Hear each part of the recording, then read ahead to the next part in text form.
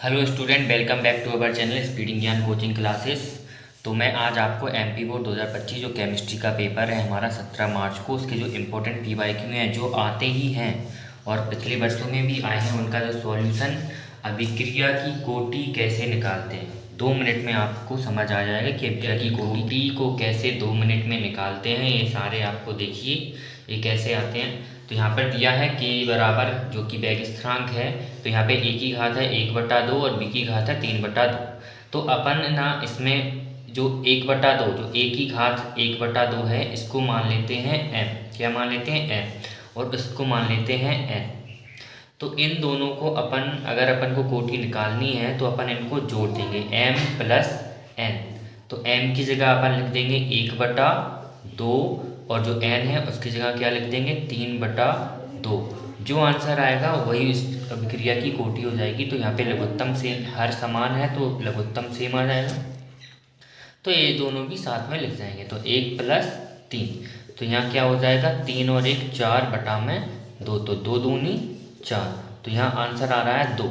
मतलब इस अभिक्रिया की जो कोटि है वो कितनी हो जाएगी 2। और अगर यहाँ पे आंसर और कुछ आता तो फिर अपन क्या करते हैं, यहाँ पे वो अगर एक आंसर आता तो प्रथम कोटि की होती और 3 आंसर आता तो तृतीय कोटि की होती और शून्य आता तो शून्य कोटि की होती। ऐसे ही अपन एक और है यहाँ पर k बराबर करके, अगर मैं आपको दूं यहाँ पे a की घात है 3/2 और b की घात है -1, तो अपन इसको कैसे सॉल्व करेंगे। तो यहाँ मैंने बताया था m हो जाएगी ये और ये हो जाएगी n। तो अपन इसको क्या कर देंगे, जोड़ देंगे। तो m की जगह लिखेंगे 3/m की जगह m + n। तो m 3/2 और प्लस में क्या रखेंगे -1। अब क्या होगा 3/2 प्लस -1, इसकी बटे में कुछ नहीं है तो 1 रखेंगे। सॉल्व करेंगे 2 एकम 2, 1 तिया 3 और 2 एकम 2, तो घात क्या आ जाएगी 1/2। इसका जो आंसर आ जाएगा वो क्या हो जाएगा 1/2।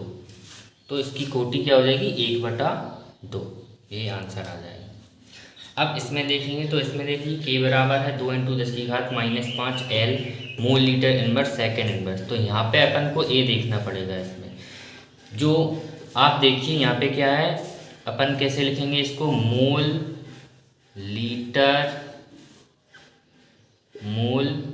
Inverse litre second inverse.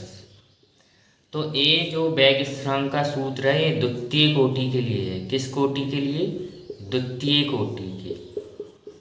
कोटि का वेग स्थिरांक का सूत्र है। तो अपन को इसके लिए इन सारी जो कोटियां हैं उनके वेग स्थिरांकों की इकाइयां और सूत्र याद रखने पड़ेंगे।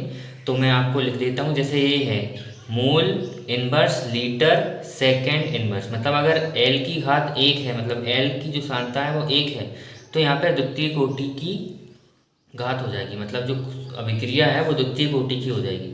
यहाँ पर देखिए सेकेंड इनवर्स अकेला लिखा हुआ है, तो सेकेंड इनवर्स जो है वो प्रथम कोटि का वेग स्थिरांक की इकाई है।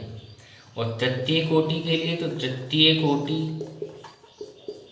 की जो वेग स्थिरांक की इकाई है k बराबर, तो वो होती है मोल इनवर्स, अच्छा मोल की घात -2 और लीटर की भी घात 2 और सेकेंड इनवर्स, तो ए हो जाएगा। ए आप तीनों याद रख लीजिएगा। प्रथम कोटि के लिए सेकेंड इनवर्स, तृतीय कोटि के लिए मोल की घात -2, लीटर की घात 2 और सेकेंड इनवर्स, और द्वितीय कोटि के लिए ए। इससे आपको ये सारे निकल आएंगे। तो अगर आपको वीडियो अच्छा लगा हो तो लाइक, सब्सक्राइब और शेयर जरूर करें अपने दोस्तों के साथ, क्योंकि ये जो क्वेश्चन है वो 100% आने वाले हैं इस 17 मार्च के केमिस्ट्री के पेपर। Thank you.